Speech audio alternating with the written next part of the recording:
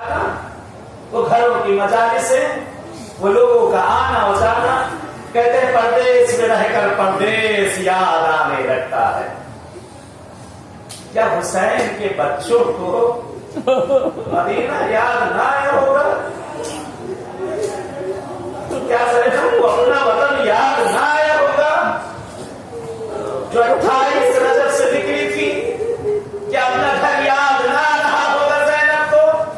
कहते जिस वक्त सरजमीन करबला पर ये कारवान हुसैनी पहुंचा है, काफिले हुसैनी जब पहुंचा है, खैमों को नस्ब कर दिया गया है, खैमे लगाए जा चुके हैं।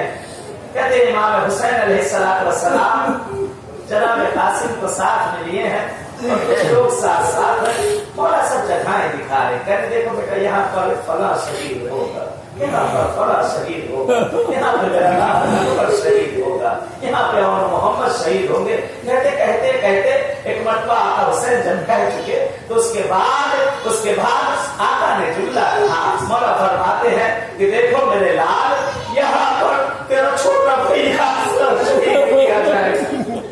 कहते एक मरतबा गैरत हाशमी जोश में आए, कहते हैं अम्मू जान क्या किया जाए, वो आ जाएंगे।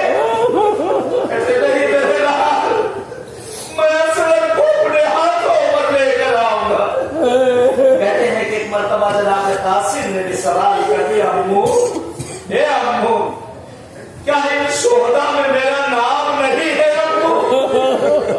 कहते मौला हुसैन ये नहीं कहा कि कासिम तुम्हारा नाम है या नहीं, मौला सवाल कर देते हैं मेरे लाल कासिम ये बताओ कि मौत तुम्हारे नजदीक कैसी है?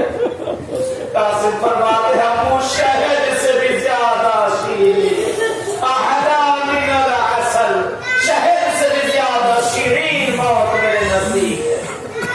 कहते वो वक्त भी आया कि सुबह मुदार होने वाली है। कहते आका हुसैन है खैमों का जायजा ले रहे हैं, सारे खैमों की तरफ से होते होते कहते एक खैमे के पास जाकर रुक गए। वो कौन सा खैमा था? वो भाभी का खैमा।